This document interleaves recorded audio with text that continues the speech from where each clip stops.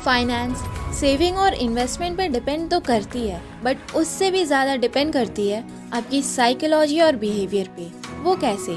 Psychology of money के author Morgan हॉसल ने एक अमेरिकन सिटीज़न रोनाल्ड रीड के बारे में बताते हैं कि उन्होंने यंग एज में गैस स्टेशन पे एज एन अटेंडेंट काम किया और फिर 17 साल तक उन्होंने रिटेल शॉप में एज अ क्लीनर काम किया। अगर देखा जाए तो दोनों इतनी हाई अर्निंग जॉब नहीं थी, लेकिन जब 92 इयर्स के एज में उनका डेथ हुआ तो रोनाल्ड रीड की नेट वर्थ अराउंड $8 मिलियन थी। बट ये कैसे पॉसिबल है? बेसिकली पैसा कमाने के लिए एक अच्छी जॉब से ज़्यादा ज़रूरी होती है एक अच्छी साइकोलॉजी और बिहेवियर, और रोनाल्ड रीड के पास अपने पर्सनल फाइनेंस को प्लान करने के लिए दोनों अवेलेबल थी, जिससे वो एक सक्सेसफुल बिलियनर बने। रोनाल्ड रीड अपने पैसों को फालतू खर्च करने के बजाय वो उन्हें सेव करते जाते थे और फिर अपनी सेविंग्स को ब्लू चिप स्टॉक्स में इन्वेस्ट करते थे, जिसका रिजल्ट उनके थोड़ी सी सेविंग से कंपाउंड होकर $8 मिलियन में कन्वर्ट हो गई। ये स्टोरी हमें सिखाती है कि फाइनेंशियल सक्सेस अचीव करना एक सॉफ्ट स्किल है और इसी स्किल्स को ऑथर साइकोलॉजी ऑफ मनी बोलते हैं। So hello and welcome to our channel top 5 in financial education और मनी माइंडसेट डेवलप करने के लिए ये वीडियो एंड तक ज़रूर देखें, जहां बात करेंगे top 5 lessons from psychology of money. Number 1, people are different and not crazy. Generally हम हमारे एक्सपीरियंस के बेस पर कोई भी डिसीजंस लेते हैं। थोड़े से एक्सपीरियंस पर कई लोग मानने लग जाते हैं कि उन्हें इस दुनिया के बारे में सब कुछ पता है, लेकिन वो ये बात भूल जाते हैं कि हर इंसान की अलग अलग ओपिनियन है। कुछ लोग लॉजिक के बेसिस पर डिसीजंस लेते हैं तो कुछ इमोशंस के बेस पर। एक चीज़ अगर किसी को सही लग रही हो तो हो सकता है किसी और को वो पागलपन लगे।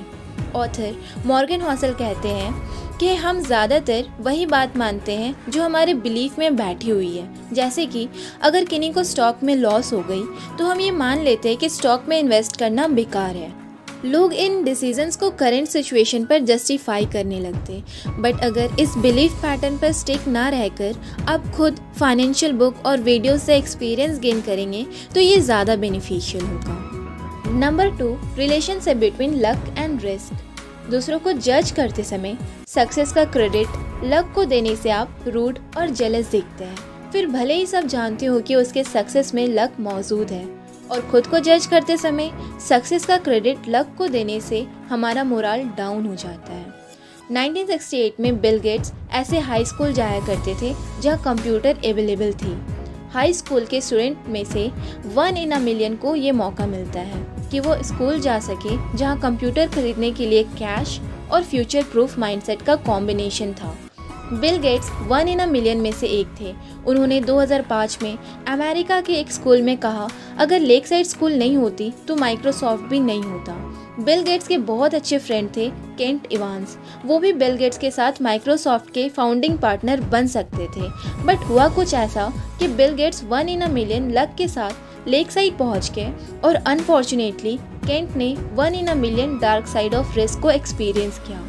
माउंटेनियरिंग करते वक्त उनकी मौत हो गई और उस काम को वो ख़त्म नहीं कर पाए जिससे उन्होंने बिल गेट्स के साथ शुरू किया था।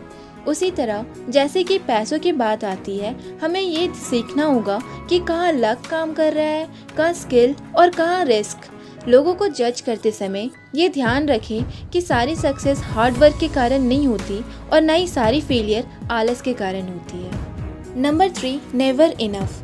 इस इकोनॉमी और बढ़ती हुई महंगाई में एक जॉब पे डिपेंड होना बिल्कुल अच्छा आइडिया नहीं है। एक साइड हसल होना बहुत अच्छा है, लेकिन खुद से पूछिए आपके लिए कितना पैसा काफ़ी होगा, क्योंकि हमेशा पैसों के पीछे भागना आपके मेंटल हेल्थ के लिए सही नहीं होगा। ऑथर मॉर्गन बताते हैं कि इनफ का मतलब कम नहीं होता। इनफ का मतलब वो स्टेट जहां आपको ये रियलाइज़ हो जाए कि कब आपको रुकना चाहिए और कब आपको एक्ट करना चाहिए। ऑथर कहते हैं कि किसी भी आदमी को इस नेवर इनफ के ट्रैप में नहीं फंसना चाहिए और अपने लिए एक फाइनेंशियल गोल सेट करना चाहिए। और दूसरी बात, never compare yourself to others. लोग एक दूसरे से ऊपर आने के लिए कई सारा रिस्क लेते हैं जहां मेंटल पीस खत्म हो जाती है। Number 4, nothing is free. So life में कुछ भी फ्री नहीं होता है। बस डिफरेंस इतना है कि अगर आप शॉपिंग मॉल जाते हैं तो टैग देखकर इजीली पता कर लेते हैं कि प्राइस क्या है, बट लाइफ में कुछ ऐसी एक्टिविटीज़ होती है जहाँ टैग नहीं रहता और हमें एक्चुअल प्राइस भी नहीं पता चलता। फॉर एग्जाम्पल, OTT प्लेटफॉर्म पर वेब सीरीज़ देखने के लिए 400 का सब्सक्रिप्शन असल में आपके लाखों रुपए के टाइम की बर्बादी है। उसी तरह बड़ा बर्गर ऑर्डर करने से आपके 200 रुपये पर नहीं मगर आपकी हेल्थ पर बात होती है। इस दुनिया में कोई भी चीज़ फ्री में नहीं मिलती। There is always hidden cost behind everything. Number 5, getting rich versus staying rich. इस दुनिया में अमीर होने के बहुत से तरीके हैं, लेकिन गरीब होने का एक ही तरीका है, ये पैसों को सही से मैनेज ना करना। इसलिए ऑथर कहते हैं अमीर बनने से ज़्यादा मुश्किल है अमीर बने रहना। इंटरनेट के आने से साइड हसल से पैसा कमाना आसान हुआ है तो खर्च करना उससे कहीं ज़्यादा आसान हो गया। ऑथर कहते हैं कि अपने वेल्थ बचाने का तरीका है आप बहुत सोच समझकर खर्च करो। अपना हर फाइनेंशियल डिसीजन उतने ही रिसर्च करके लेना जितना अपने पहले फाइनेंशियल डिसीजन लेते टाइम सोचा था। आपको अपने नीड्स और वांट्स का फ़र्क समझना बहुत ज़रूरी है। तो दोस्तों, ये थी top 5 learning of psychology of money. Video पसंद आया तो इसे लाइक ज़रूर करना और अगर सब्सक्राइब नहीं किया तो सब्सक्राइब आवर चैनल